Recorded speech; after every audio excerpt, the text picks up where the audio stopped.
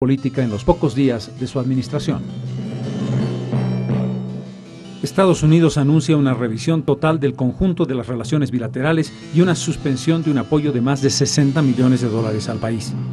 El presidente posesiona al nuevo alto mando, comandante en jefe de las Fuerzas Armadas, Eden Castillo, comandante del Ejército, Luis García Meza, comandante de la Fuerza Aérea, Jaime Niño de Guzmán, comandante de la Fuerza Naval, Walter Núñez. El 3 de noviembre, varias reuniones entre el presidente de la Central Obrera Boliviana y el Parlamento pretenden flexibilizar posiciones. Tras una primera reunión entre Lechín y la COB Natush, a pesar de la buena impresión, la Central Obrera rechaza el plan del presidente. Y encontré en él, en primer lugar, un hombre con personalidad. En segundo lugar, tenía la sensibilidad del tío, de Germán Bush, y una cultura muy avanzada políticamente. Él hizo una exposición de su programa, alrededor de 40 minutos, sin repetir una frase. Realmente me quedé impresionado por provenir de militar. Y lo único que yo me animé a decirle en esa ocasión es decirle: coronel, el día fue malo. Pero en la madrugada del 3 de noviembre baja un nutrido grupo de tanques desde el Alto y comienza a disparar contra las barricadas en San Francisco.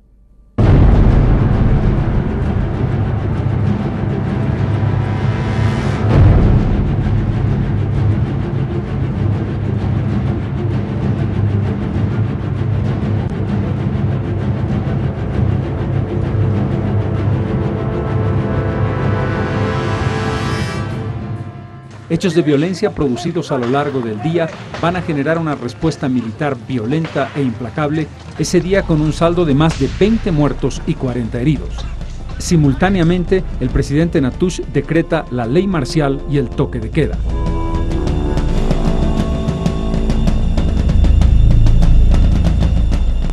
El domingo 4, la actitud de las Fuerzas Armadas no cambia.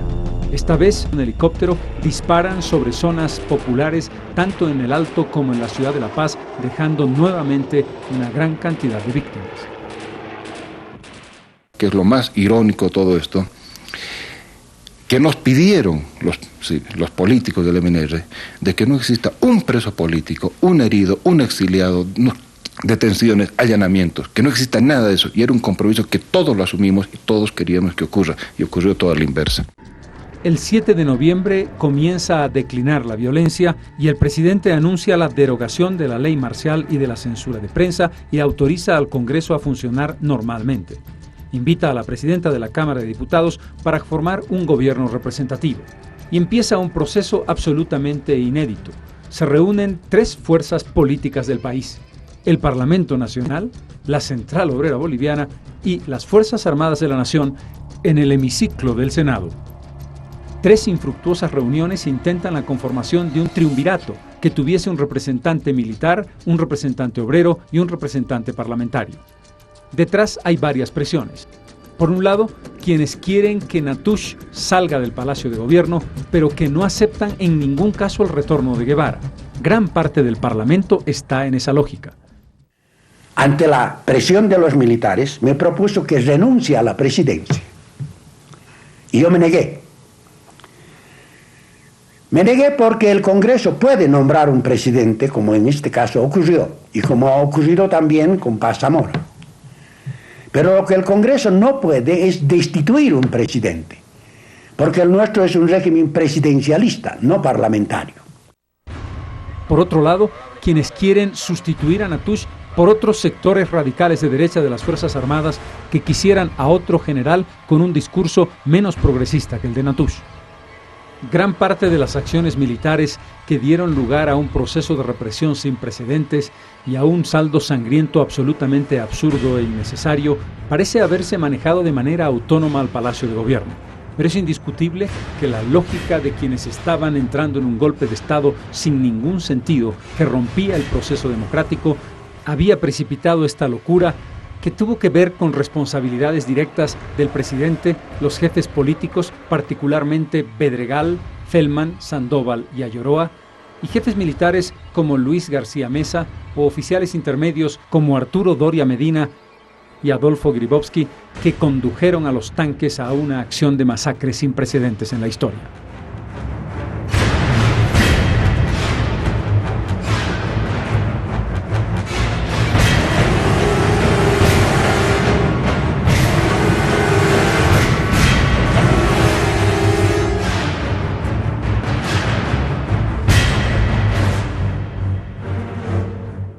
Hacia el 10 de noviembre está claro que Natusch no puede permanecer más en el gobierno. Las reuniones políticas son intensas. El presidente Guevara ha desarrollado una inteligente labor de comunicación con los medios internacionales. Se ha presentado en una misa en honor a los caídos en plena plaza de San Francisco y allí es vitoreado en una multitud reunida en las inmediaciones de la plaza. Va a aparecer pocos días después, también de manera sorpresiva, en el hemiciclo del Parlamento Nacional para hacer una declaración reivindicando sus derechos como presidente legítimo. Finalmente, las Fuerzas Armadas y la Central Obrera se retiran. La COP dice que no le corresponde participar en el gobierno porque no es una fuerza reconocida por la Constitución para ello. Las Fuerzas Armadas, profundamente divididas, terminan su participación en las reuniones tripartitas. La responsabilidad final le toca al Congreso Nacional. El 10 de noviembre el Congreso había desconocido formalmente al gobierno golpista y particularmente el PS1 estableció que no aceptaba ninguna fórmula de solución que contara a Natusch entre las posibilidades. La posición mayoritaria de los congresistas de repudio al retorno de Guevara definió la revocatoria del mandato que el Congreso le había hecho el 8 de agosto de ese mismo año. Levantó las manos y dictó una otra resolución revocando aquella resolución en la cual me había nombrado presidente. Esto es, destituyendo al presidente sin facultad para hacerlo. Y al hacer eso, el Congreso cavó su propia tumba. Tumba a la cual fueron empujados. Diputados, senadores, personajes políticos fueron empujados por García Meza en el golpe del 17 de julio de 1980.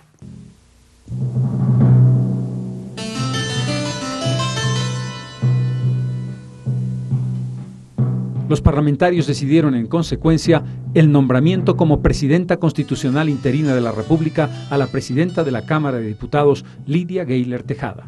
En una emotiva reunión el 16 de noviembre a las 8 de la noche, Lidia Gayler jura como presidenta constitucional del país. Y pocos minutos después se traslada al Palacio de Gobierno en medio de una multitud que pide la cabeza del militar golpista.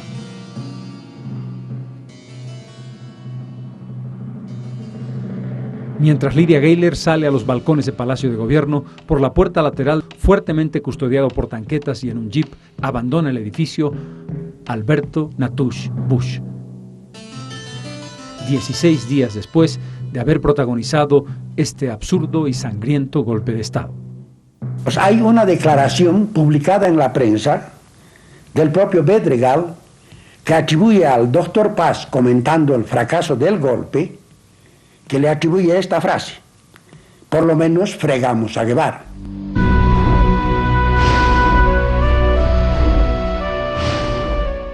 Ese terrible relato del presidente Guevara, con el que hemos cerrado esta parte del programa, retrata de manera brutal, pero absolutamente transparente, muchas de las motivaciones de la política. Y que por supuesto estamos hablando de política con minúsculas. ¿Cuántas veces la política boliviana ha dejado de ser el concepto de lo político pensado por Aristóteles para convertirse en la mezquindad de la política con minúsculas, de aquello que tiene que ver con la miseria humana, que tiene que ver con el egoísmo, que tiene que ver con el interés inmediato, que tiene que ver fundamentalmente con el poder, y el poder que se busca a cualquier precio. Toda acción política, todo movimiento en el que quienes están en el poder toman decisiones, trae consecuencias y trae costos. También, y esto es lo ideal, debiera traer beneficios. Pero en el caso de noviembre de 1979, fueron muchos los costos y prácticamente ninguno el beneficio. Y definitivamente, quien paga más Y más alto, ciertamente, esos costos es la gente, la ciudadana y el ciudadano de a pie, ese pueblo que buscaba construir democracia y libertad, que tuvo que pagar este terrible precio.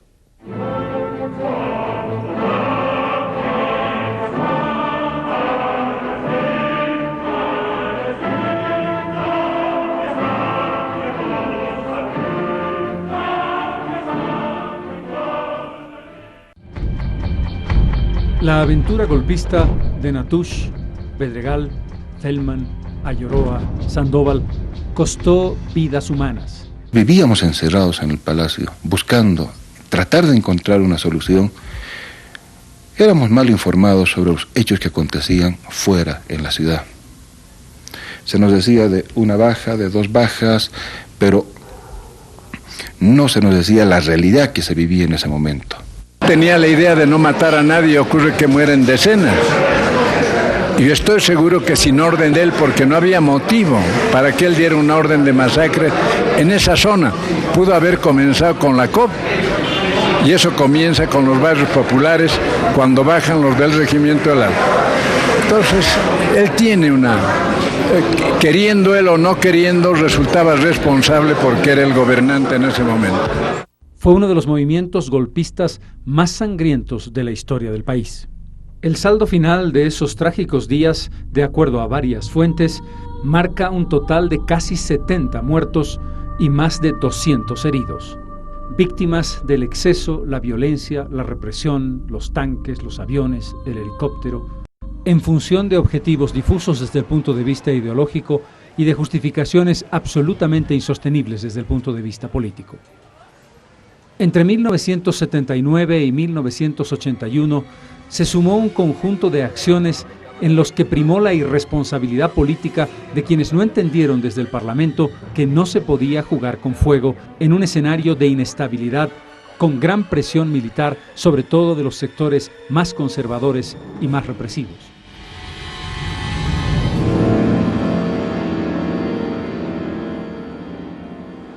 Falta de visión de los líderes políticos que en el momento del empantanamiento no supieron ceder sus ambiciones personales en aras de la democracia del país en el largo plazo. Grave irresponsabilidad de políticos que confundieron sus odios personales y su deseo de destruir a uno de sus oponentes para construir un proyecto político propio en el que se volviera a la vieja práctica del golpe de Estado como método.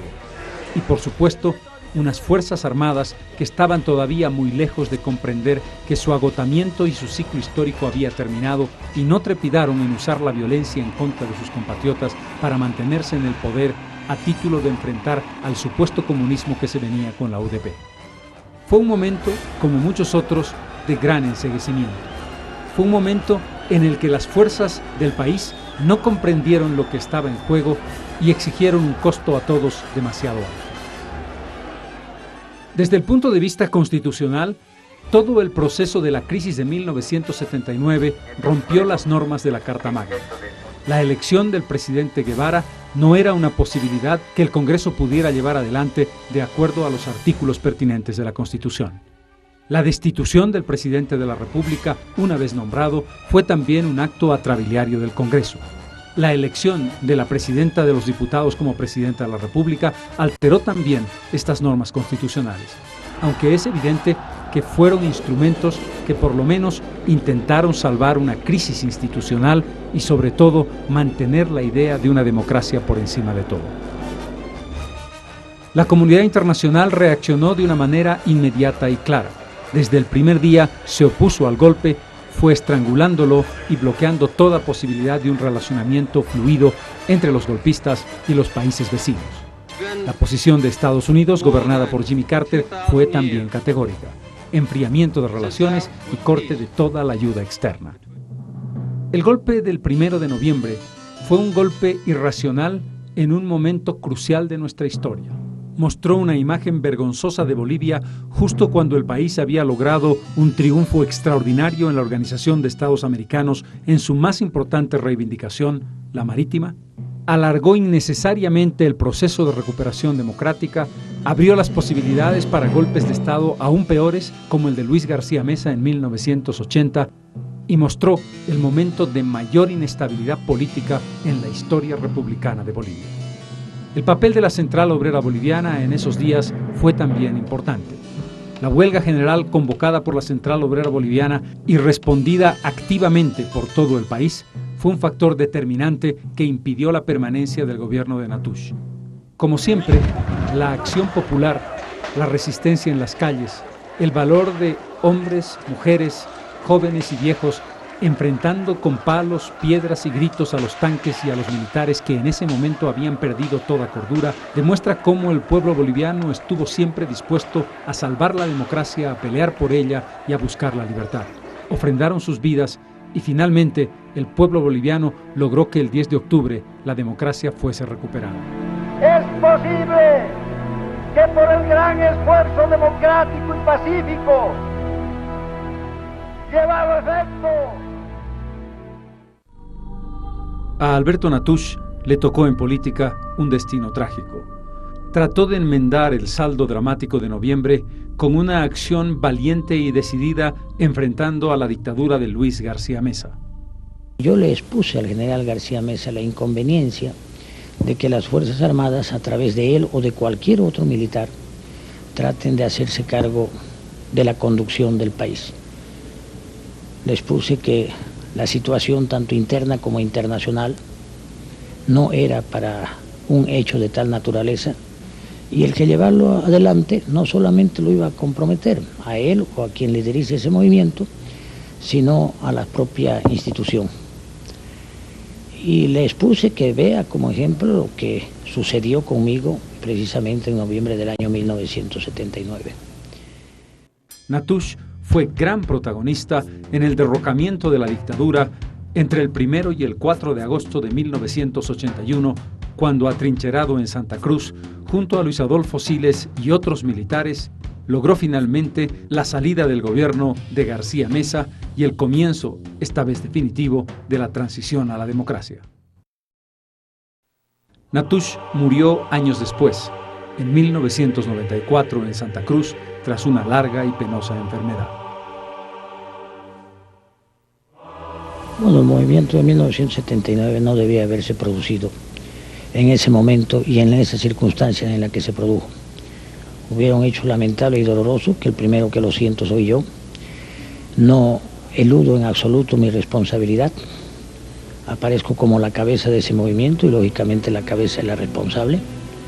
No se la he hecho a ninguno más, es mía.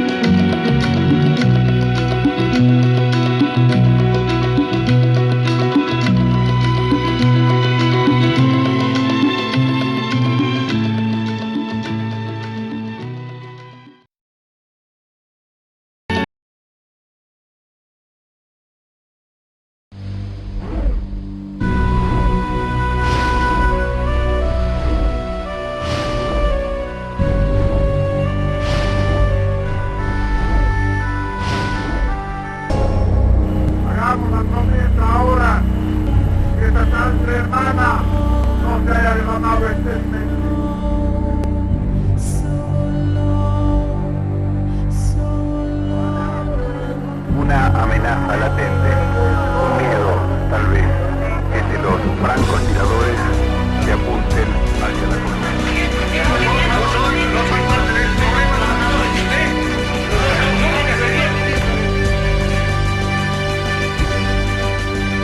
El general García Meza no es un cobarde, y eso lo saben todos.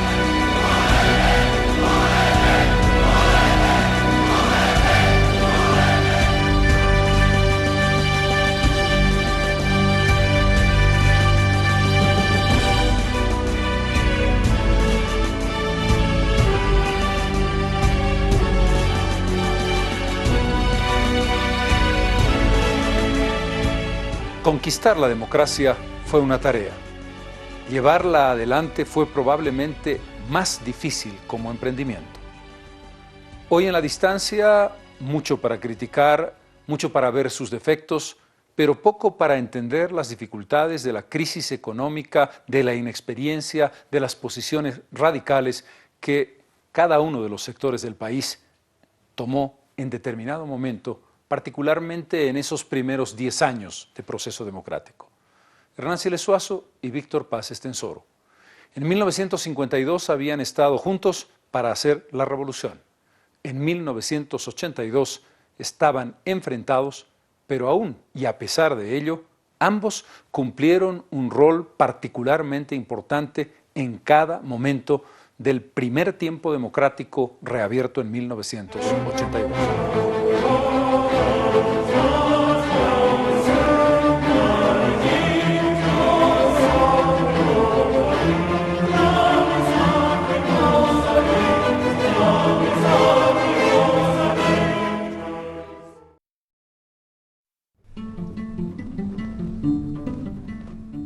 La historia de Bolivia tiene varios casos en los que se cruzan vidas, se entremezclan y acaban enfrentadas.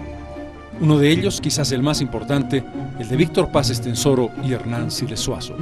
Dos destinos contrapuestos. Se encontraron en 1941 para fundar el MNR junto a otras personalidades de la historia de ese momento. Fueron candidatos a la presidencia y a la vicepresidencia en 1951, que el MNR ganó. Triunfo desconocido por Mamerto Urriola-Goitia, que condujo a la revolución. En 1952, Paz exiliado en Buenos Aires, Siles combatiendo en La Paz. El 11 de abril, Siles Zuazo es presidente por 5 días, con carácter interino. Cuando Paz llega el 15 de ese mes, le entrega el poder. Entre 1952 y 1956, Paz protagoniza como presidente la revolución. Siles es el vicepresidente. Paz lleva al país a la inflación y cuando Siles Zuazo es elegido presidente en 1956, va a tener la dura tarea de la estabilización monetaria. Sería una paradoja de la historia. Siles entonces considerado el hombre de la derecha del MNR y Paz el revolucionario. En 1960, Siles le entrega el gobierno a Paz. En 1964, cuando Paz Estenssoro busca la reelección, Siles Zuazo con Guevara y Lechín deciden sumarse al golpe de Estado y conspiran y ayudan a Barrientos para el derrocamiento de Paz Estenssoro. Sería un distanciamiento definitivo. En 1971, Paz Estenssoro decide apoyar a Hugo Banzer, el famoso golpe que cambiaría la historia en un momento de polarización del país. Entonces, Siles es opositor y está exilado fuera de Bolivia. Pero la historia los volvería a reencontrar en la reconquista de la democracia. El uno, esta vez en la izquierda, Siles Zuazo. El otro, considerado en el centro derecha, Paz Estenssoro. La UDP triunfará en las elecciones y Siles llegará al poder.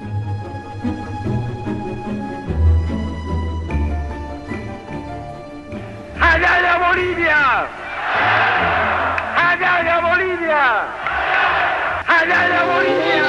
Por Dios, por la patria y por estos santos evangelios, desempeñar lealmente la presidencia de la República que el pueblo de Bolivia os ha conferido, guardar fidelidad a la Constitución,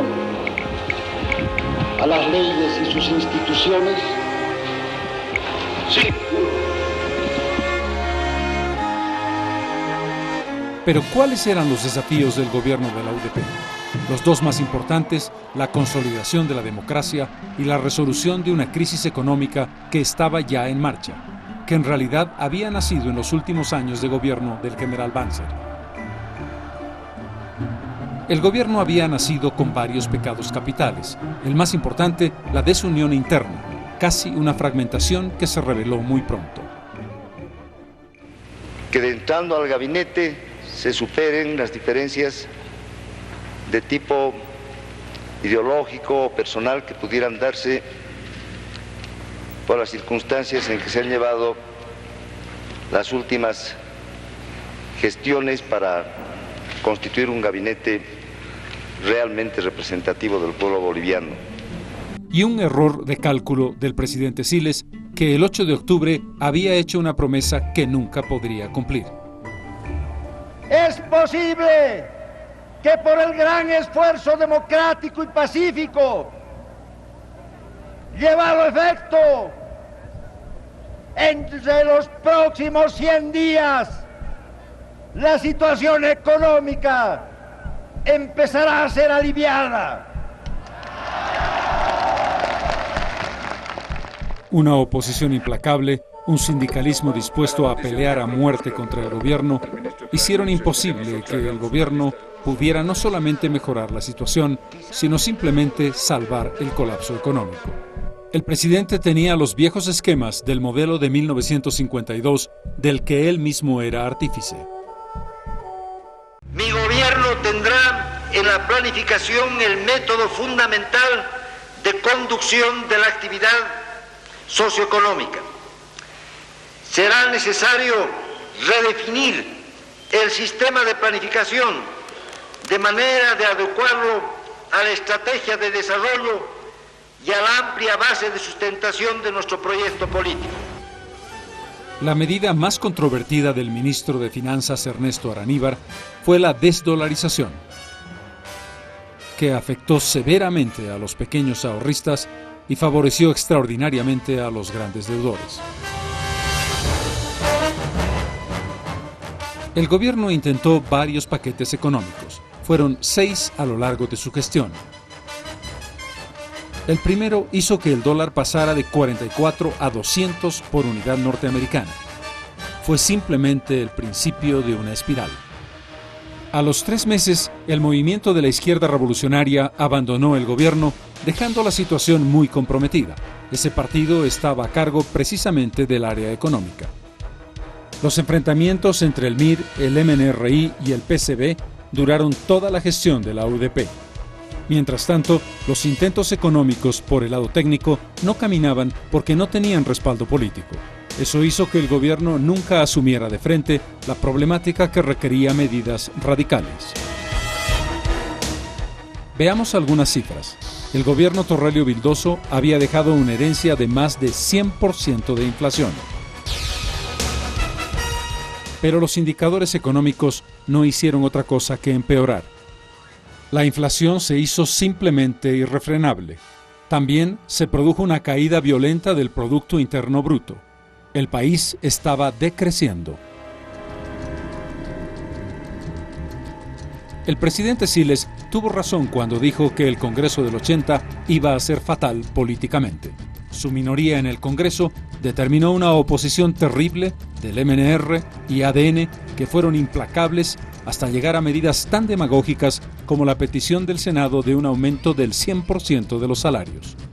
Los teóricos del oportunismo creen que la historia empieza con ellos y se embarcan en cualquier ofensiva ambivalente sin reparar que detrás suyo se mueven los socios del golpe de Estado de 1971, que aprovechan toda dificultad y se presentan como jueces, como si la nación no tuviera memoria de quienes fueron sus represores de ayer. Por su parte, el sindicalismo quiso que lo que no había logrado en 20 años se consiguiera en un par de meses. Adoptó como suya la tesis trotskista del salario mínimo con escala móvil y puso al gobierno contra las cuerdas.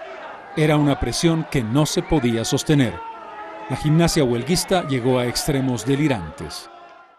Decretar huelga general indefinida por los siguientes objetivos. Inmediata resolución del problema del abastecimiento. Implementación del salario mínimo vital y escala móvil. Precios libres para los productos de los compañeros campesinos. Control de precios en los demás artículos de primera necesidad y congelamiento en los artículos que controla el Estado.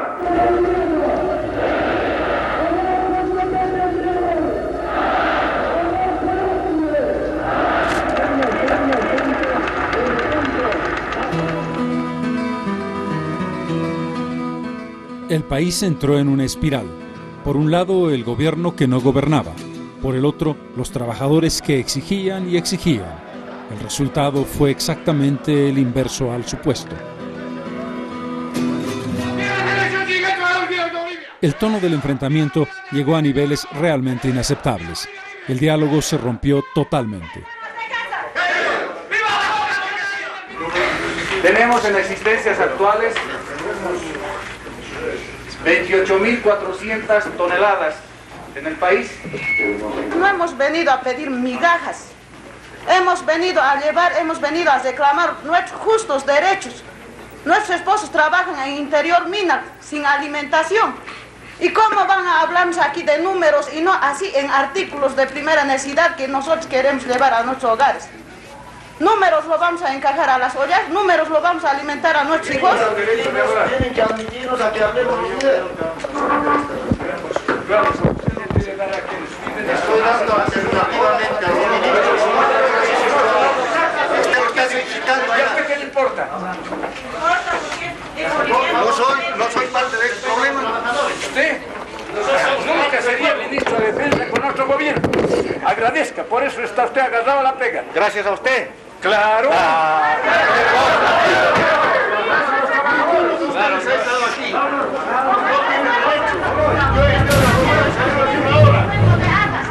Trabajadores, obreros, empleados públicos realizaron huelga tras huelga.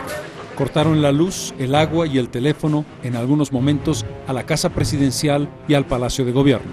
El Banco Central sufrió la huelga más larga de su historia, 51 días sin funcionar.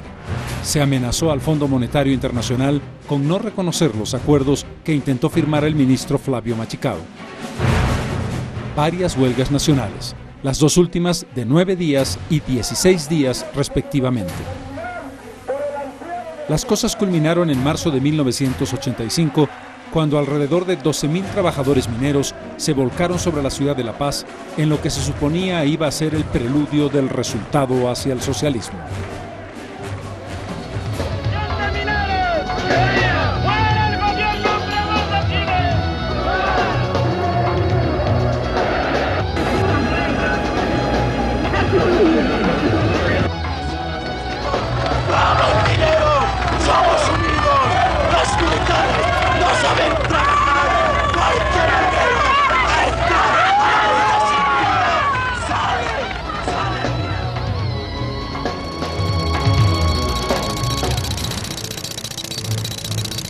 Los trabajadores presionaron para lograr la cogestión mayoritaria en Comibol y durante 2 años administraron la empresa. En vista de que hemos visto con peligro, con riesgo, de que se ahoguen las minas, de la anarquía que se podía producir por falta de alimentos y medicamentos, los trabajadores de las minas han tomado a su cargo la administración. Ejemplos que nosotros seguimos, porque no puede haber cuerpo sin cabeza, ni cabeza sin cuerpo. A su vez se creó la Corporación Agropecuaria Campesina, Coraca, para eliminar la intermediación y mejorar los precios a los productores. Ambos intentos lamentablemente fueron fallidos. Porque creíamos nosotros de que con el gobierno de la UDP era posible arrancar algunas reivindicaciones para el sector campesino. Y con esa confianza nosotros íbamos tramitando. Pero durante todo este gobierno nosotros prácticamente nos hemos cansado con estos trámites. Lo único que hemos hecho es enriquecernos con decretos y resoluciones supremas que nada hace, no resuelven ningún problema para los compañeros campesinos del país. Ya en la década de los años 70 había comenzado el bonancible negocio del narcotráfico. El garcía-mesismo lo había llevado a puntos insólitos. El gobierno del presidente Siles Suazo no pudo detener una espiral de crecimiento de producción de coca y también salpicó a su gobierno a través de una reunión secreta entre el entonces zar de la cocaína, Roberto Suárez, y el encargado de lucha contra el narcotráfico, el señor Rafael Otazo. Esto determinó un escándalo y una interpelación parlamentaria. La imagen del gobierno quedó seriamente dañada. Pero sin duda, el tema más importante a nivel internacional que afrontó la gestión Siles Suazo fue el caso Klaus Altman Barbie. El gobierno decidió la deportación del criminal nazi para su juzgamiento en Francia. Esto ocurrió en febrero de 1983. Yo olvidé, ¿no? Si ellos no han olvidado es otro asunto. Yo olvidé en todo caso.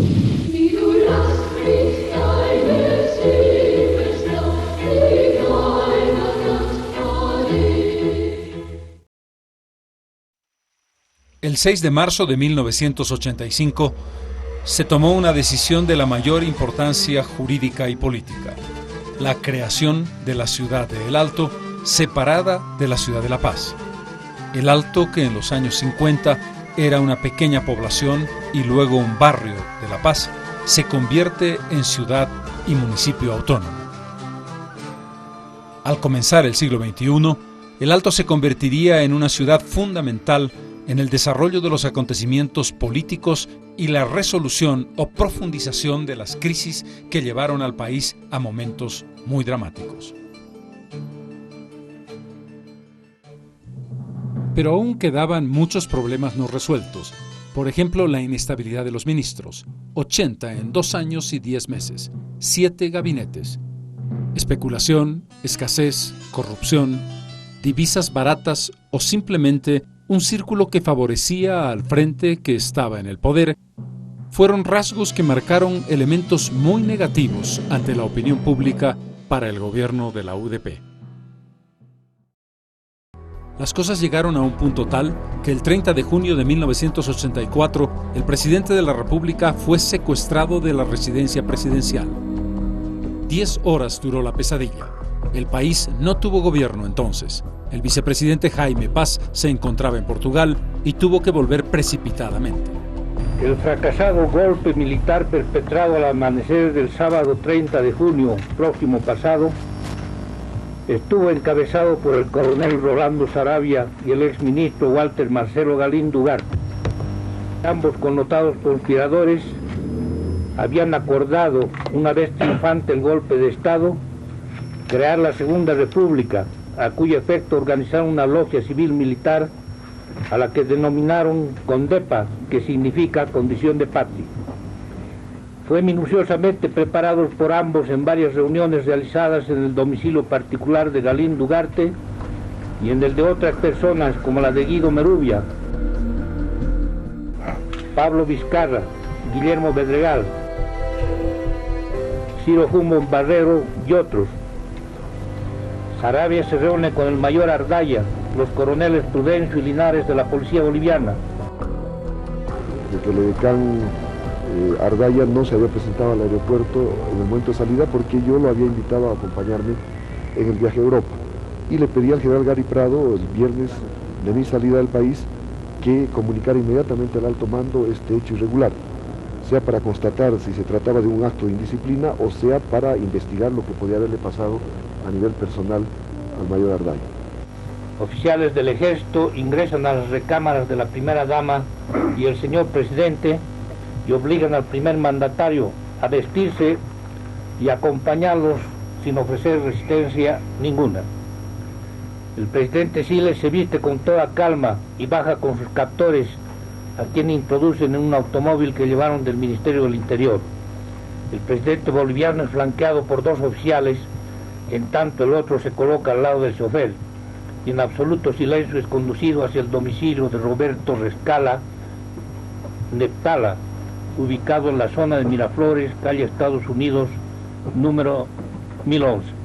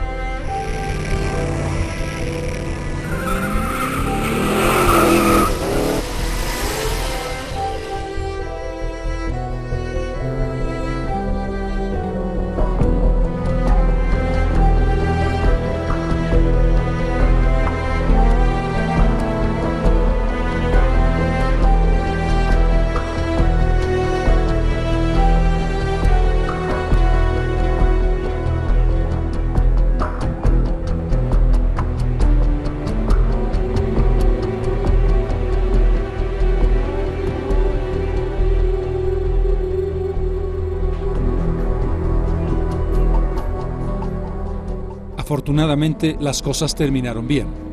El presidente fue salvado gracias a una excelente labor de rastrillaje de las Fuerzas Armadas y a una comunicación desde Venezuela que confirmó el sitio donde estaba preso. En circunstancias en que fuerzas de la derecha, calculando mal las posibilidades del pueblo boliviano o su situación histórica en esta época difícil de nuestra historia, intentaron crear condiciones de desestabilización.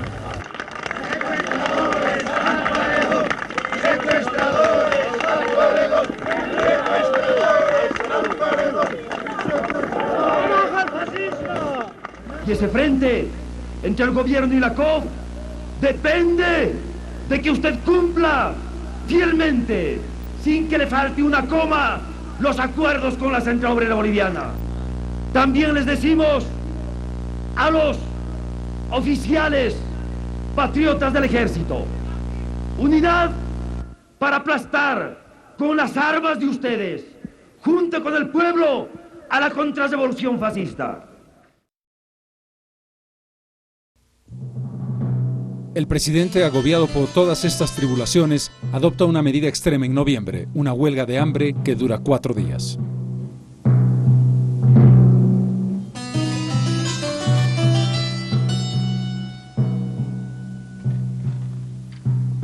Atendiendo al cristiano pedido de la Conferencia Episcopal, he resuelto suspender la huelga de hambre.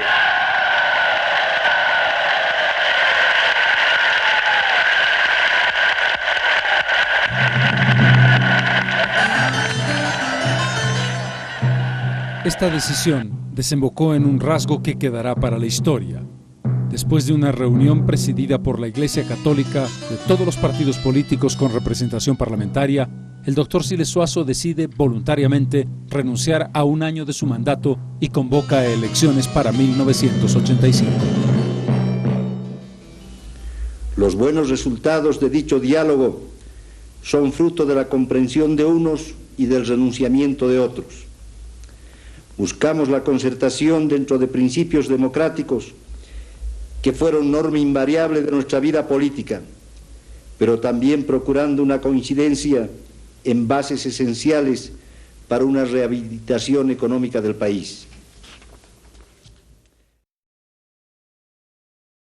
Y esta movilización no es una movilización más, sino es el ultimátum del pueblo al gobierno para que responda.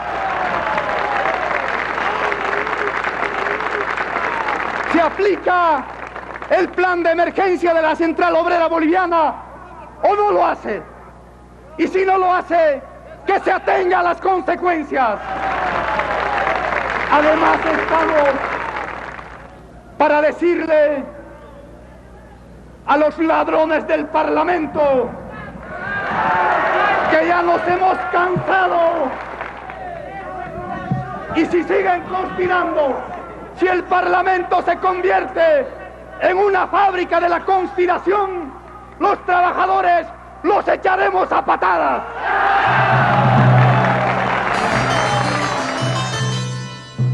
Y el deterioro político continuó hasta fragmentar definitivamente la UDP, que desapareció en el vendaval. Renunciamos al gobierno sin renunciar al proyecto democrático popular antiimperialista. Ponemos en manos del pueblo de Bolivia no solo la carta de renuncia de los ministros comunistas, sino también la carta de la Comisión Política del Partido Comunista de Bolivia, enviada al excelentísimo señor presidente el 5 de octubre.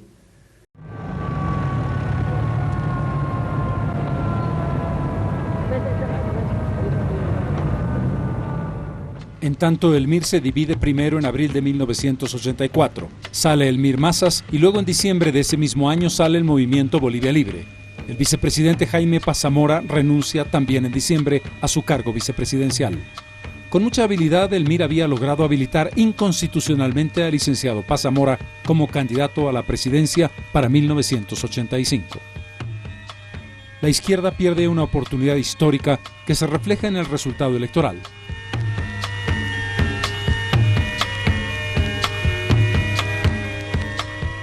Pero ¿cuál es el saldo que deja la Unidad Democrática y Popular? En lo económico y social, un proceso hiperinflacionario aterrador.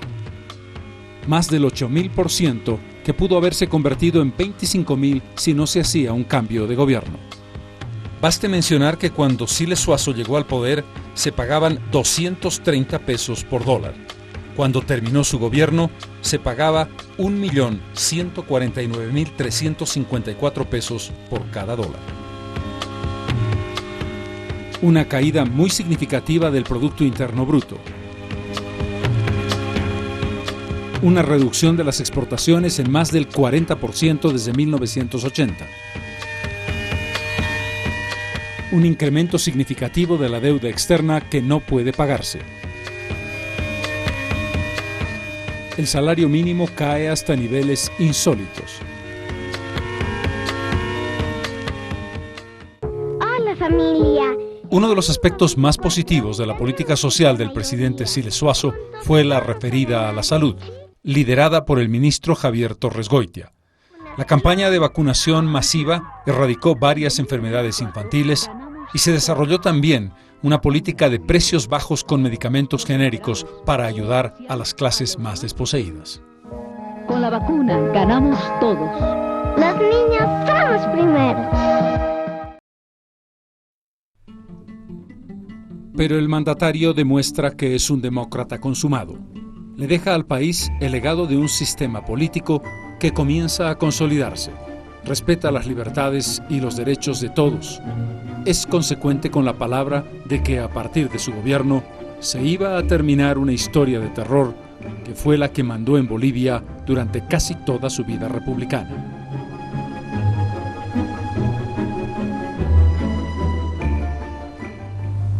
Es necesario aquilatar la verdadera dimensión de lo que significa vivir sin represión, sin allanamientos, sin desaparecidos, sin asesinatos, sin interventores sindicales en las fábricas, sin listas negras de obreros a quienes se les niega el derecho de trabajo, sin cárcel, sin torturas, confinamientos y exilios. La democracia ahora se la siente, se la vive en la realidad cotidiana de una prensa libre, de partidos políticos que usan y hasta abusan de la crítica, de sindicatos que plantean sus reivindicaciones sin temor a los tanques en las calles. En fin, se siente y vive esa democracia en la vigencia plena de los derechos humanos. Hernán Siles Zuazo fue capaz, a pesar de la tormenta, de demostrar que la democracia tenía que sobrevivir a pesar de todas las cosas.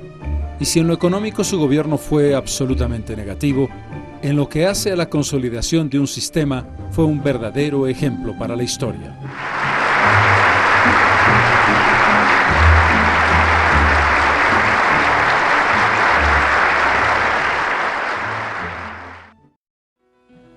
Por tercera vez en su vida, Hernán Siles Zuazo le entrega la banda y la medalla presidencial a Víctor Paz Estenssoro, que había ganado la votación congresal para hacerse presidente en ese año. Al nuevo gobierno y su presidente le deseamos de todo corazón y con fe en Bolivia éxito en su gestión constitucional. Es imperioso que esta nuestra tierra siga siendo de hombres libres. Gracias.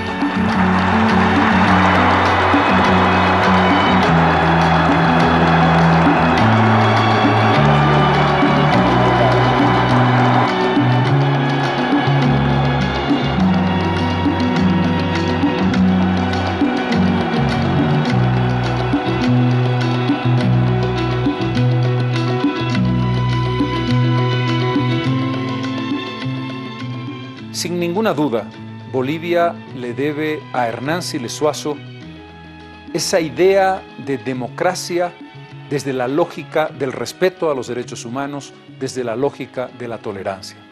Además, el presidente, que se dio cuenta de que no podía lidiar con una crisis económica devastadora, tomó la decisión de renunciar a un año de su mandato. Estos gestos, ese testimonio, a pesar de las dificultades, las paradojas, la desunión tremenda en el seno de la UDP, quedarán para siempre como el mayor legado del presidente Siles Suazo. Le tocó sucederle, paradojas de la historia, ya lo hemos dicho, a Víctor Paz Estenssoro. La tarea de Paz fue distinta. El primer desafío, sacar a Bolivia de un estado casi cataléptico, una crisis económica tan devastadora que parecía imposible de resolver. Para ello, Paz Estenssoro primero desafía al país con una frase terrible: Bolivia se nos muere. Segundo, hace conocer a la nación el decreto que cambiaría el horizonte económico y estabilizaría la economía, el decreto 21060. Fue el comienzo de un nuevo momento distinto al de la revolución de 1952.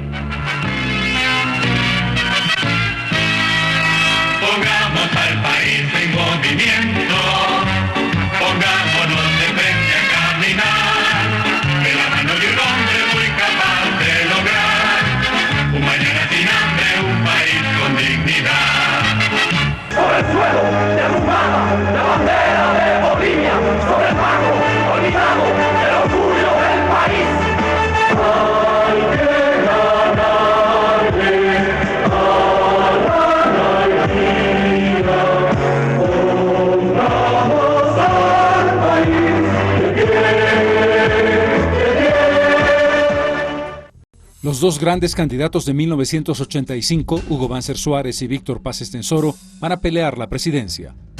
Banzer gana esa elección con el 32.8% de los votos, seguido por Víctor Paz Estenssoro con el 30.3%.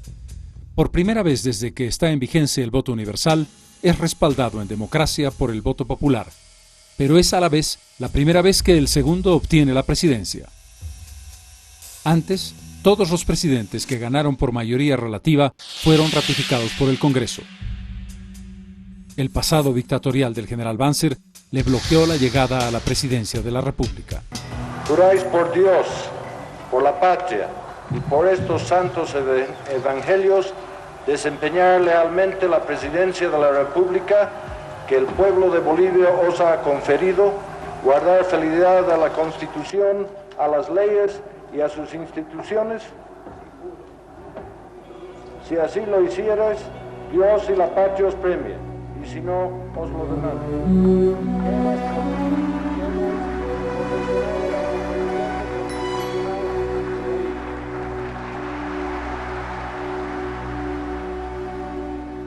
Pocas veces un gobierno nacional tuvo que afrontar una situación de desastre equivalente. El margen de juego del gobierno era casi cero. De ese modo, el 29 de agosto de 1985, en un dramático mensaje a la nación, el presidente Paz Estenssoro daba a conocer el decreto 21060. Es imperativo para mi gobierno informar al pueblo de una amarga evidencia que no se puede seguir disimulando. Estimados conciudadanos, la patria se nos está muriendo y es preciso no eludir ningún recurso para un tratamiento de emergencia que detenga el desenlace. La persuasiva elocuencia de las cifras precedentes nos revela que no podemos proponer al país medidas cosméticas para arreglar la situación actual. O tenemos el valor moral, con su secuela de sacrificios, para plantear de modo radical una nueva política, o sencillamente, con gran dolor para todos, Bolivia se nos muere.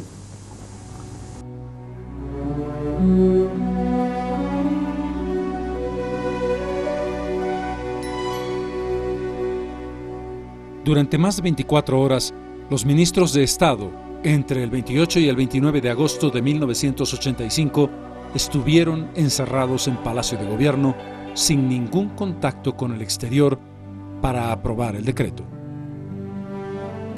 En la culminación, cuando ya se empieza a estructurar el papel de trabajo, la matriz del papel de trabajo, debemos de mencionar en primer lugar a Paz Estenssoro.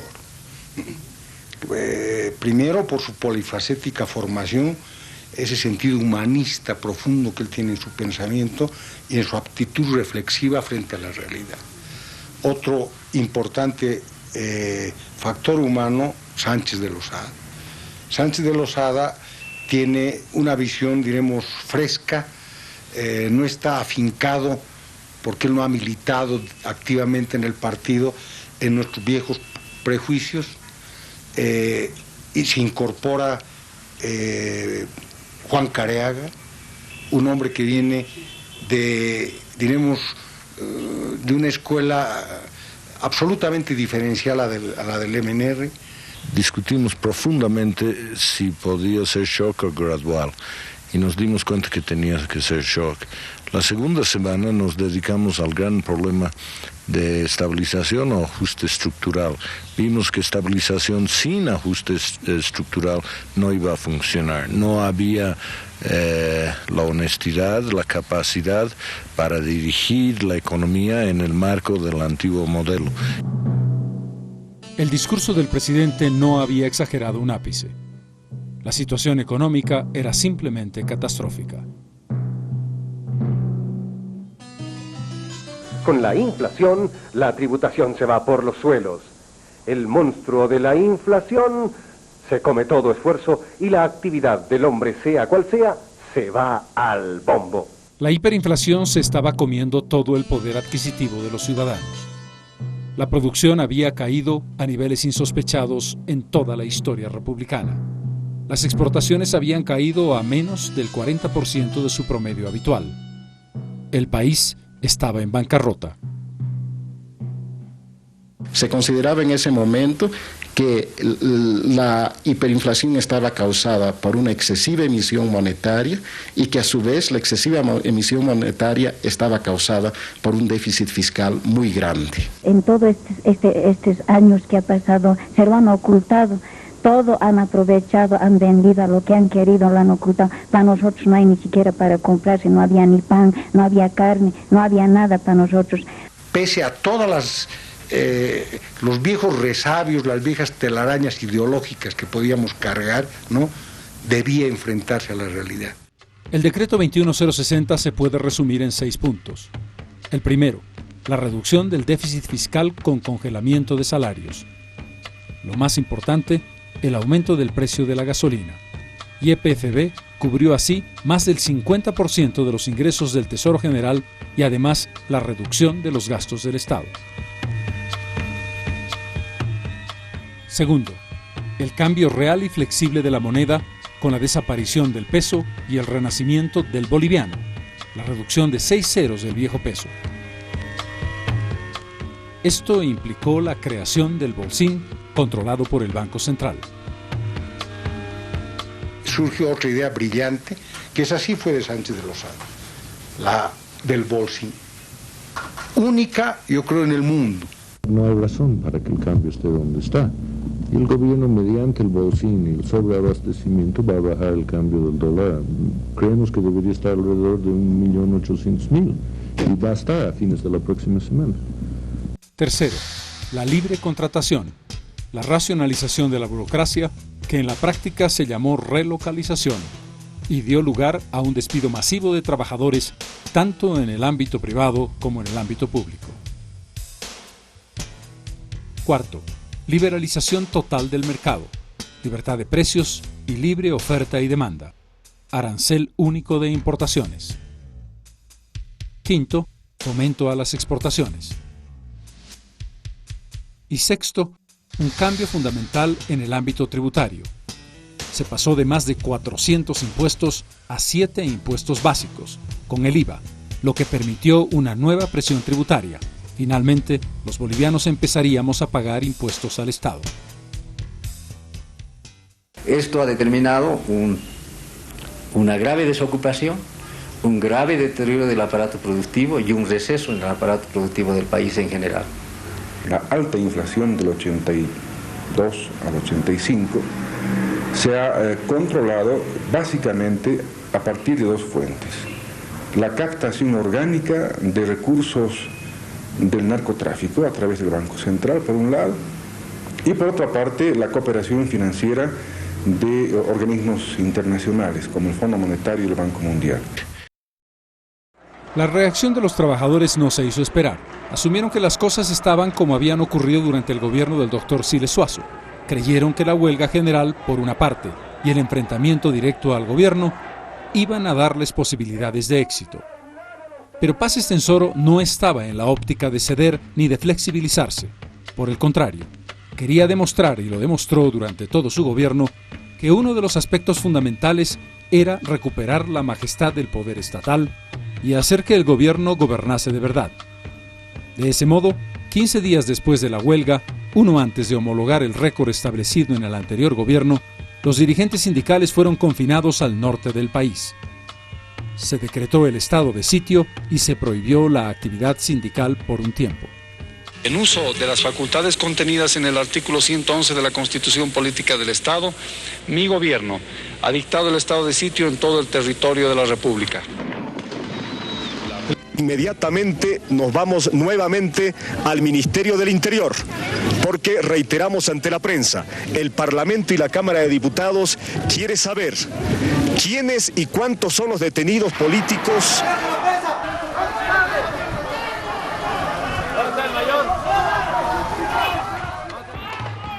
El gobierno logró controlar definitivamente el orden y a partir de ese momento se planteó la tarea de encarar la estabilización. No importa el color del gato, lo que importa es que case ratones. Cuando no se genera la confianza. No hemos perdido la razón, de modo que no habríamos elegido un camino duro si hubiera otro menos duro, pero lamentablemente no hay. Y no hay porque el mecanismo que regía anteriormente era un mecanismo que incitaba, no solamente que permitía, sino que incitaba a la dilapidación de la riqueza nacional.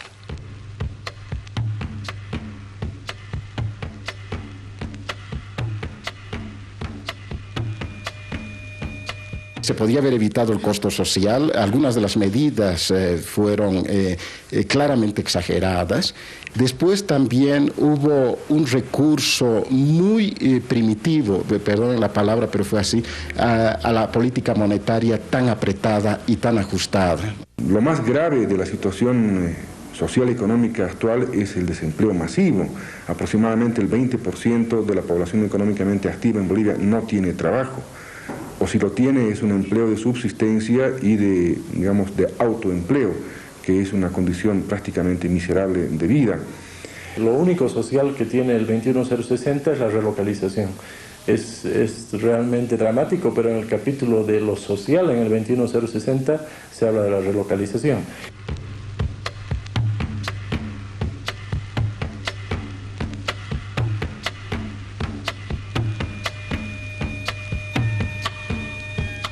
El hecho de congelar los salarios y dejar la libertad de precios está demostrando la tendencia típica de este gobierno. Es enemigo de este pueblo que está hambriento. Es igual que el doctor Siles, no tienen diferencia. Que este es un plan coherente, indiscutiblemente, pero para devastar al país. Lo que quieren es que no lleguen esos, no haya harina, no haya pan, y entonces la gente diga, es consecuencia de la nueva política económica. No, compañeros, no es consecuencia, no va a ser consecuencia de la nueva política económica si es que se produce esta situación. Es una consecuencia de la acción de sabotaje que están haciendo para que fracase la nueva política económica. Pero en esto de llevar adelante la nueva política económica, compañeros y camaradas, no es una cuestión de orgullo personal o de éxito personal, es que estoy convencido sinceramente que no hay otra alternativa. Ahora me pagan una miseria, yo soy viuda de Menemerita, me pagan una miseria, pero no me alcanzó. Los dueños de casa me piden $20 el alquiler. ¿Yo de dónde va a pagar $20? Ahora este gobierno no debe consentir esos que manejan dólares, porque el dólar acaso funcionaba Unas 3 semanas después de que saliera el 21060, escribí un artículo que llevaba el título provocador, El canastón de golosinas, y que se mostraba muy crítico al contenido del decreto 21060. No hay que olvidar que en ese momento había otros programas de estabilización que se estaban enseñando en América Latina que parecían en ese momento mucho más completos que el 21060. Pero después yo creo que tuve que rendirme ante la evidencia de la contundencia de los resultados del 21060.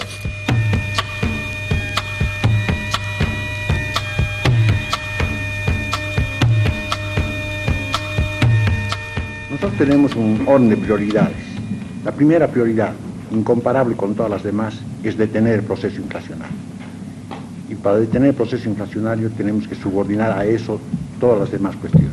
Porque esta es una crisis mucho más grave que la crisis desatada por la independencia, por la lucha por la independencia, más grave que la crisis desatada por la guerra del Pacífico y la sequía que hubo en esos años, mucho más grave que la crisis desatada por la guerra del Chaco, que coincidió con la gran crisis de 29-30 en la economía mundial. Esta es una crisis de la economía mundial, una crisis de movimientos de los países altamente desarrollados que están haciendo descansar el peso de la crisis más sobre los países del tercer mundo. Entonces la gente tiene que darse cuenta que estamos en una situación de la cual no podemos salir sino con este sacrificio. Menos de un año después de la aprobación del decreto 21060, la hiperinflación fue parada en seco. El país comenzó un razonable crecimiento económico.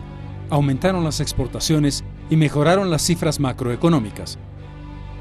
Aunque con un resultado social devastador, se logró revertir lo que parecía una debacle económica imposible. En febrero de 1986, el presidente Paz Estenssoro adelantaba unos criterios que se cumplieron rigurosamente. Ahora, el 21060 no es estrictamente coyuntural. Es una coyuntura que va a durar probablemente 20 años. Y además, esto lo digo no porque el 21060 es una obra del gobierno que presido, sino porque es la tendencia al mundo.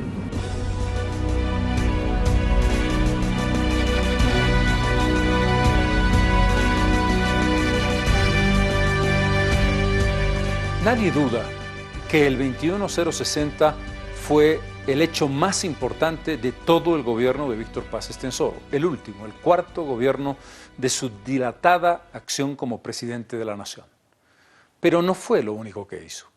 A Paz le tocaron otros desafíos a lo largo de su gestión de 4 años, entre ellos, por ejemplo, la necesidad de una nueva política en la lucha contra el narcotráfico y un conjunto de tensiones y momentos de grave dificultad que tuvieron que ser superados con mucho esfuerzo. El gobierno de Paz fue un gobierno rígido, aunque no autoritario. Mostró que aún en democracia es posible, en momentos tan difíciles, por ejemplo, como la Marcha por la Vida, establecer normas dentro del marco constitucional, cosas que no se habían vivido en el pasado. El país estaba transitando por una nueva etapa de comprensión de lo que era la democracia, a la vez que un doloroso momento de grandes dificultades sociales y de grandes costos para los más pobres.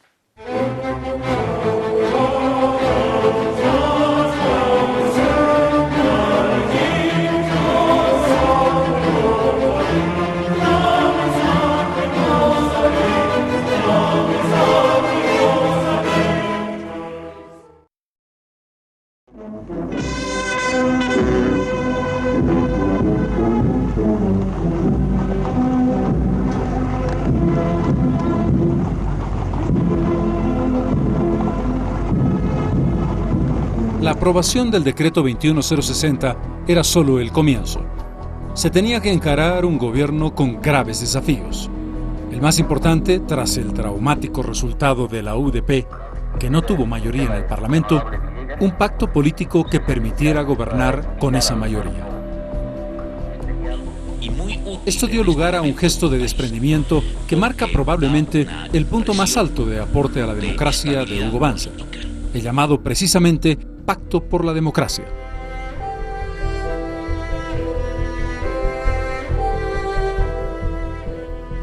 La firma del presidente Paz Estenssoro con el primer partido de la oposición marcaba un antecedente histórico notable. Bolivia